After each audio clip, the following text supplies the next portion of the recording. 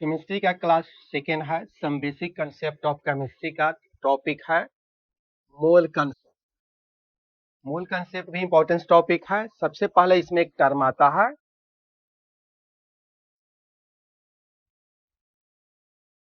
Atomic mass unit. सबसे पहला term आता है एटॉमिक मास यूनिट। इसको इंडिकेट किया जाता है AMU।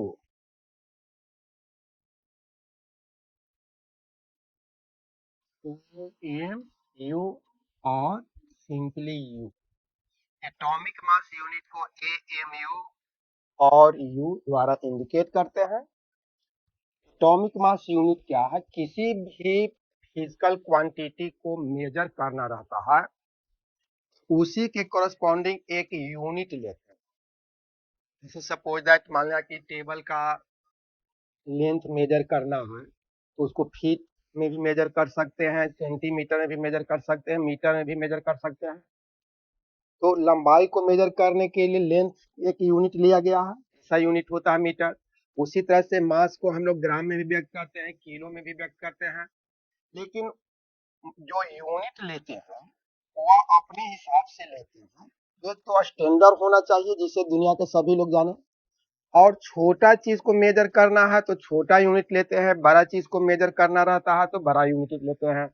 जैसे लेंथ की बात करें, यहाँ से सूर्य का दूरी मेजर करना है, हम लोग मेजर करते हैं किसमें? लाइट ईयर में। एक उसी तरह से किलोमीटर में मेजर करते हैं। लेकिन एक पेज का मोटाई मेजर करना रहता है, हम लोग नैनोमीटर का यूज करते हैं। उसी तरह से बहुत से केमिकल सब्सटेंसेस वैसे हैं जिसे हम नेक आई से देख नहीं सकते। वैसे छोटे चीज को मेजर करने के लिए छोटा यूनिट की आवश्यकता होगा, जिसके कंपैरिजन में अदर केमिकल स्पीशीज को मेजर करेंगे। तो सबसे छोटा यूनिट लिया गया है एटॉमिक मास यूनिट, और ये जो है इनिशियल में रखा गया था mass of one atom. Mass of one atom of hydrogen. Mass of one atom hydrogen, normal hydrogen है,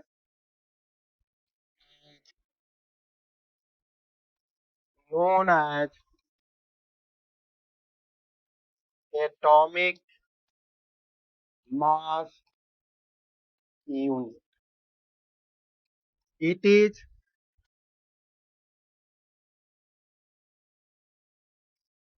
denoted by AMU, and 1 AMU बराबर होता है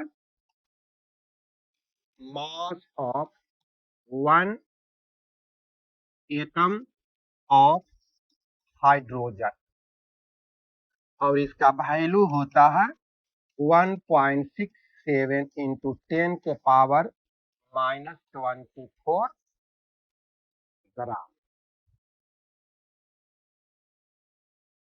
बाद में देखा जाता है कि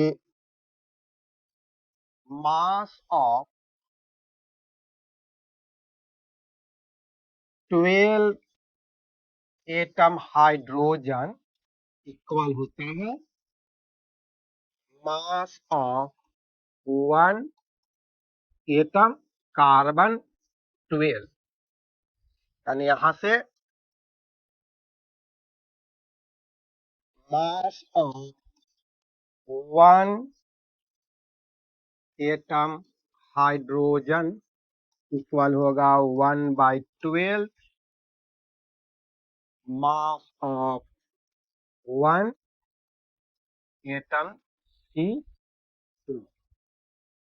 अब देखिए यहाँ पर mass of one atom hydrogen को 1 AMU माना गया है, तो 1 AMU इक्वल टू हो गया 1/12 mass of one atom C2। तो अब यहां पर हम लोग क्या देख रहे हैं कि कार्बन के एक एटम के मास के 12th पार्ट को एक एटॉमिक मास यूनिट कहते हैं। इसी को एक स्टैंडर्ड ले लिया गया है। यहां तक बात समझ में आया। नेक्स्ट पेज में हम लोग देखें, यानी अब जो स्टैंडर्ड जो डिफिनेशन है एटॉमिक मास यूनिट का, एटॉमिक मास यूनिट का जो स्टैंडर्ड जो डिफिनेशन हो गया, the 1/12 mass of one atom of C12 is known as atomic mass unit। ये डिफिनेशन जो है आपको याद कर लेना, समझ गया। यानी 1 AMU बराबर होगा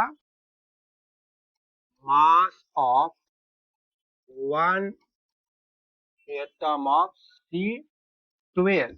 कार्बन का C612 भी होता है, C614 भी होता है, 13 भी होता है, समझ गए। ये रेडियो एक्टिव है, ये हाईली स्टेबल है, इसी को लिया जाता है C12 वाले isotope. Mass of one atom of C12 में 12 से डिवाइड करेंगे और इसका वैल्यू एक्यूरेट आता है 1.67 इंटू 10⁻⁻24 ग्राम। ये फार्मूला याद रखना है, ये वैल्यू याद रखना। बात समझ में आया। अगले क्लास में हम पूछ भी सकते हैं। अब एक दूसरा टर्म है atomic mass of element. Atomic mass of element, चलो बताओ तुम्हें। तो एटॉमिक मास ऑफ एलिमेंट पढ़ा होगा, याद है। देखिए ध्यान से, जैसे हम लोग क्या कहते हैं कि कैल्शियम का एटॉमिक मास कितना होता है, तो 40 याद किया था। मैग्नीशियम का एटॉमिक मास कितना होता है, तो 24 याद किया था। 9th क्लास में 1 से 20 तक का एटॉमिक नंबर लिखा हुआ है, एटॉमिक मास। और उस समय भी आपको टीचर कहे होंगे कि 1 से 20 तक का एटॉमिक मास याद कर लीजिए, लगभग एटॉमिक नंबर का दुगना होता है। एटॉमिक नंबर का कितना होता है, डबल होता है, समझ गए। 1 से 20 तक, जैसे हाइड्रोजन का 1 होता है, एटॉमिक नंबर भी मास भी। हीलियम का एटॉमिक नंबर 2 होता है, मास 4 होता है। लिथियम का 3 होता है, मास 7 होता है। बेरिलियम का 4 होता है, मास 9 होता है। बोरोन का 5 होता है, मास 11 होता है। कार्बन का 6 होता है, मास 12 होता है। नाइट्रोजन का 14 होता है ना। तो इस तरह से उसको याद कर लेना है। तो एक बताता क्या है, atomic mass of element magnesium का 24 कहते हैं। ये बताओ 24 से क्या समझा। जैसे हम कहें कि मेरा खेत का लंबाई 10 है, कुछ समझ में आ गया कि मेरा खेत कितना लंबा है से 10 फीट 10 मीटर, तब ना समझेगा। ऐसे तो केवल 10 कह देंगे तो मीनिंगलेस है। फिर यहाँ पर एटॉमिक मास मैग्नीशियम का 24 कहने का मतलब क्या है। कहने के मतलब यह है कि मैग्नीशियम के एक एटम का मास कार्बन के एक एटम के मास के 12th पार्ट से 24 टाइम्स ग्रेटर है। यानी सबसे छोटा यूनिट हाइड्रोजन के एक एटम का मास मान लिया गया, या कार्बन के एक एटम का मास का 12th पार्ट को मान लिया, उसी से अदर केमिकल स्पेसीज का मास मेजर करते हैं। ऐसे समझो जैसे मान लिया कि तुम्हारे घर में चावल नापने के लिए गिलास या डिब्बा कुछ होगा ना रखा हुआ, आदमी के हिसाब से अपना चावल नाप लेते हो। लेकिन तुम्हारा जो गिलास है, जो मेजर करने का चावल है, वो स्टैंडर्ड नहीं है। जैसे तुम हमसे कहोगे कि हमारे यहाँ सर 5 गिलास चावल बनता है खाना, हम थोड़े समझ गए गिलास छोटा है कि बड़ा है, वो तो स्टैंडर्ड है नहीं। लेकिन चावल मेजर करने के लिए एक यूनिट लिया ना, उसी तरह से एक स्टैंडर्ड यूनिट लिया गया केमिकल स्पीशीज को मेजर करने के लिए। वो कार्बन के एक एटम के मास के 12 पार्ट, कह सकते हैं हाइड्रोजन के एक एटम के मास जितना हो उसको एक यूनिट बना लिया गया, उसी के कंपैरिजन करेंगे अदर का मास। समझ में? जैसे चावल खरीदते हैं तो 5 किलो 10 किलो, किलो एक बार खारा बनाया हुआ है ना, यूनिट है ना, उसके रिस्पेक्ट में 5 टाइम्स है। तो यहाँ पर भी वही चीज बताता है, एटॉमिक मास ऑफ एलिमेंट क्या है, it is a number, it is a number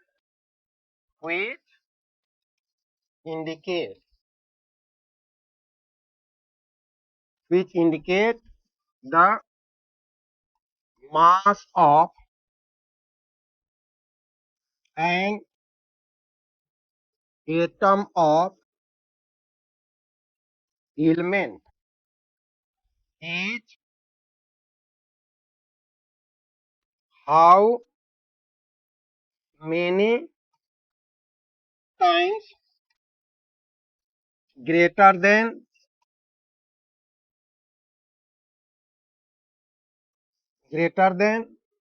1/12 mass of an atom of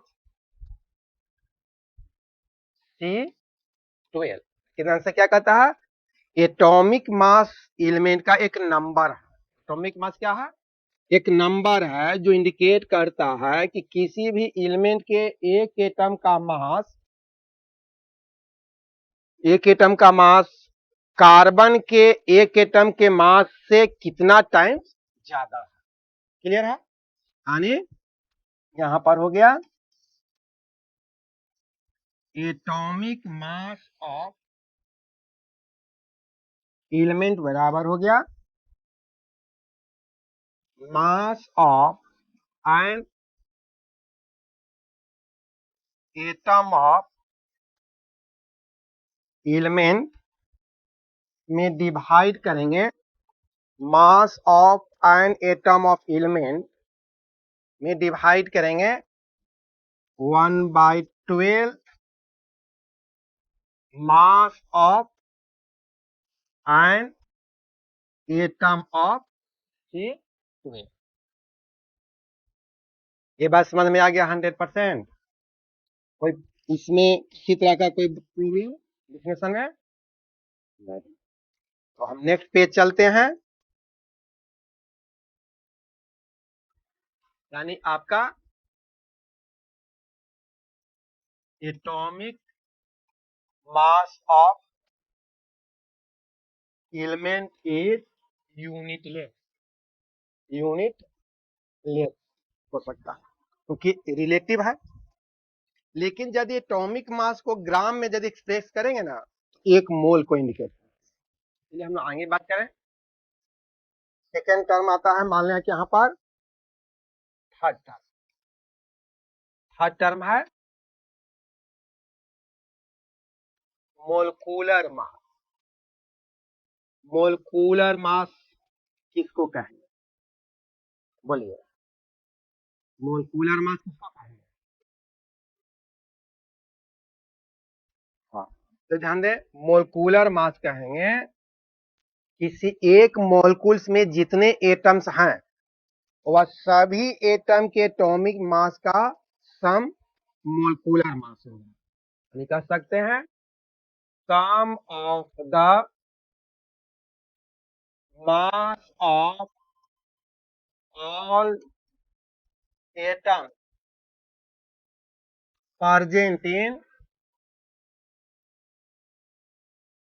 present in one molecule. Sum of the mass of all atoms present in one molecule is known as molecular mass। फिर समझिए, sum of the mass of all atoms present in one molecule is known as molecular mass। किसी एक molecules में जितने atoms हैं वह सभी atom के मास को ऐड कर दीजिए तो मोलकुलर मास हो जाएगा। एग्जांपल में यदि हम बात करें,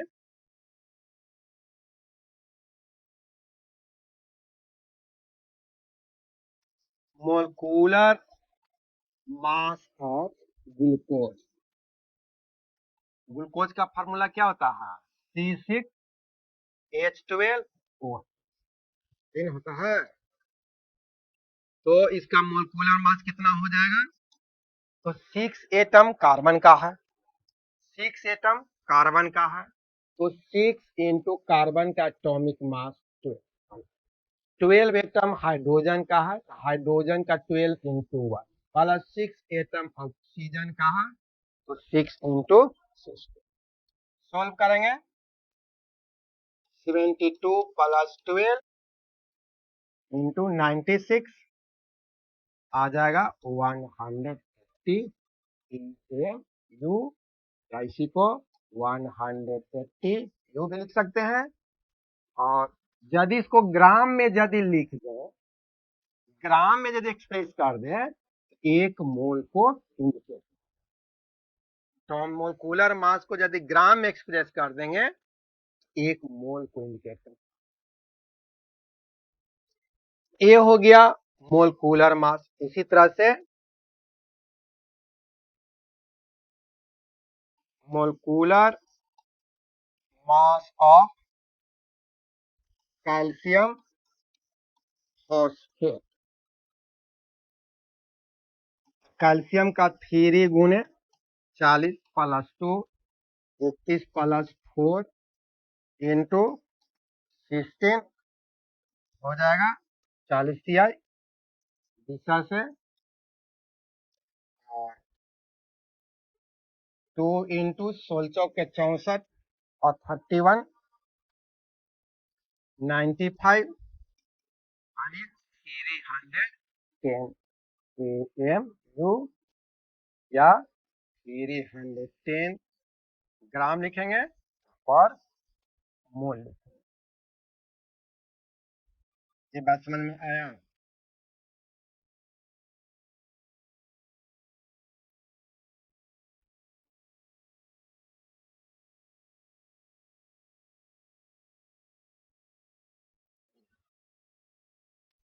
ये मोलकुलर मास निकालने आया ये। हम्म? इसी तरह से मोलकुलर मास जिस तरह से हुआ, इसी तरह से आणविक मास यदि निकालना हो, आणविक मास निकालना, तो आणविक मास कैसे निकालेंगे? आणविक मास को डिफिनेशन सेम तरह से लिखेंगे। if ionic mass of, same तरह से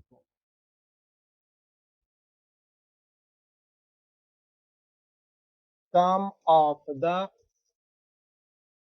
mass of all atoms present in, sum of the mass of all atoms present in one ion is known as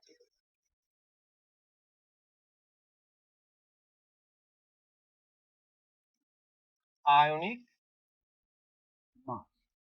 Sum of the mass of all atoms present in one ion is known as ionic mass. जैसे मान लें कि आपको निकालना है ionic mass of SO4 2 minus sulphate ion, sulphur का atomic mass कितना होता है?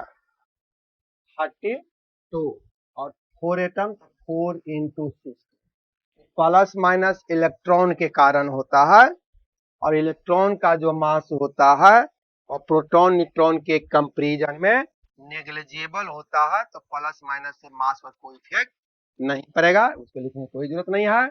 अब इसको ऐड करेंगे तो कितना हो जाएगा?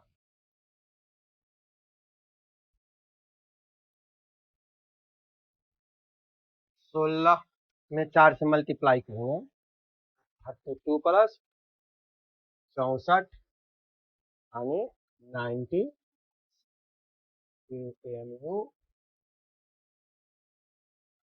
या 96 ग्राम दोनों तरह से लिख सकते हैं। अब एक टर्म है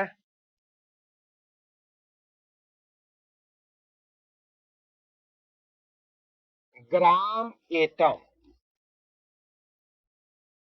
और ग्राम एटम को ही कहा जाता है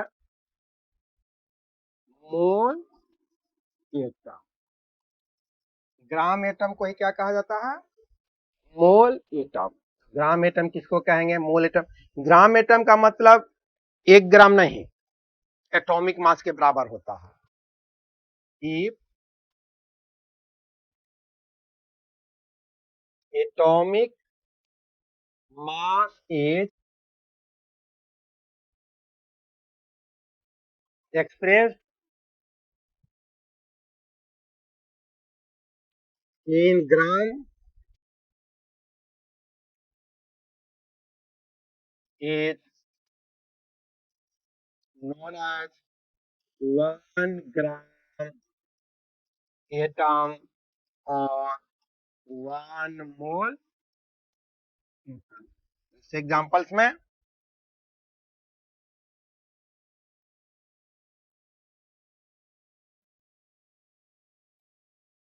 एटॉमिक मास ऑफ कैल्शियम 40 होता है। 40 भी केवल लिख सकते हैं, क्या समझने के लिए AMU। इसका मतलब ये हुआ कि 14 ग्राम 14 ग्राम कैल्शियम लेंगे, 14 ग्राम कैल्शियम लेंगे तो इसे कहेंगे 1 ग्राम एटम कैल्शियम, और इसी को कहेंगे 1 mole atom calcium. 1 mole atom calcium. इसी तरह से दूसरा एग्जांपल है atomic mass of magnesium is equal to 24 AM, यानी यहाँ पर 24 ग्राम मैग्नीशियम को कहेंगे 1 ग्राम एटम मैग्नीशियम और 1 मोल एटम मैग्नीशियम। समझ में आया? इसी तरह यानी यहां से एक फार्मूला ए आ गया कि number of gram atom, number of gram atoms बराबर होगा number of moles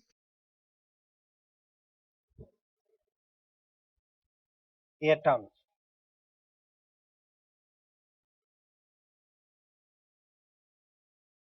number of mole atoms बराबर हो जाएगा गिवन मास में डिवाइड करेंगे एटॉमिक मास। ये आपका एक फार्मूला हो गया, ये आपका फार्मूला हो गया।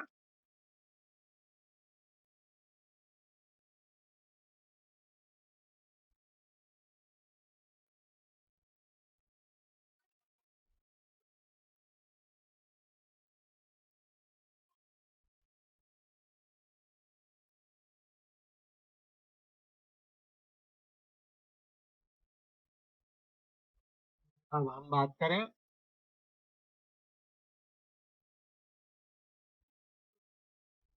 सेम तरह से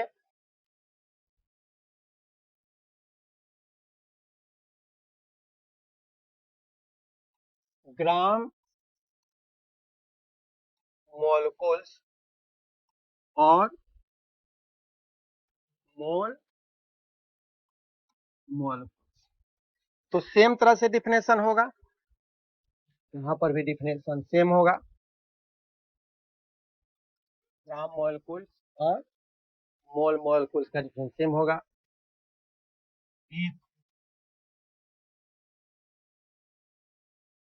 molecular mass is expressed in gram is known as gram molecules और मोल मोल। ग्राम मोलकुल्स और मोल मोल।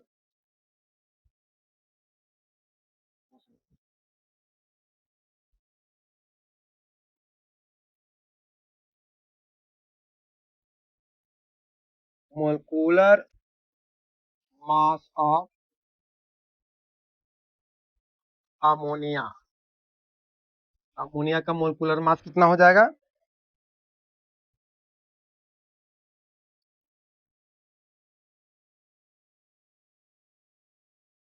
14 3 17 AMU यानी 17 ग्राम अमोनिया को केमिस्ट्री में कहेंगे 1 ग्राम मोलकुल्स और 1 मोल मोलकुल्स। इसी तरह से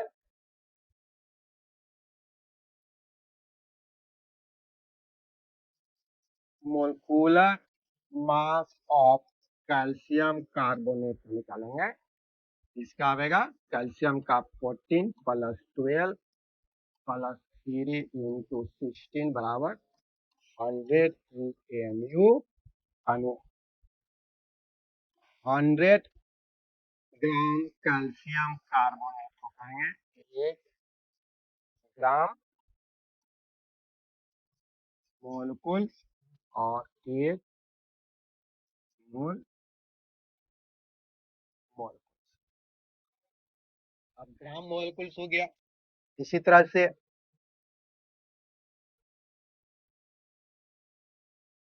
ग्राम आयन और मोल आयन। यहाँ पर if ionic mass if ionic mass is expressed in gram is known as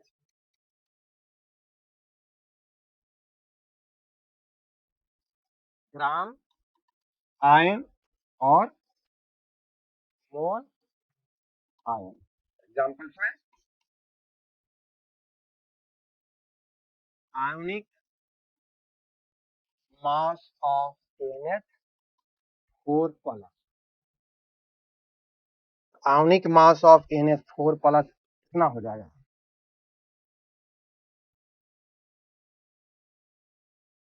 NH4+ 14 4 18 AM यानी 18 AMU को कहेंगे 18 AMU 18 ग्राम।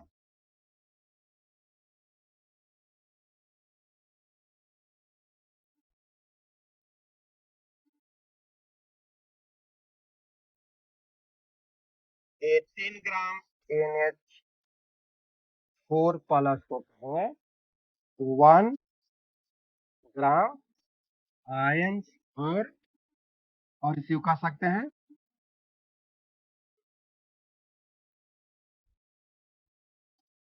1 मोल आयन। 3 ग्राम अमोनिया कहेंगे 1 ग्राम आयन और 1 मोल आयन। यहाँ से फॉर्मूला हो जाएगा नंबर ऑफ ग्राम आयंस बराबर हो जाएगा नंबर ऑफ मोल आयंस बराबर हो जाएगा मास के आणविक मास। आणविक आज का इतना है।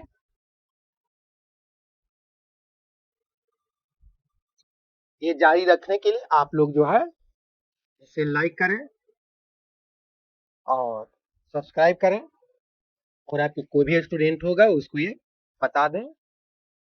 ये लेक्चर में इसके आगे प्रॉब्लम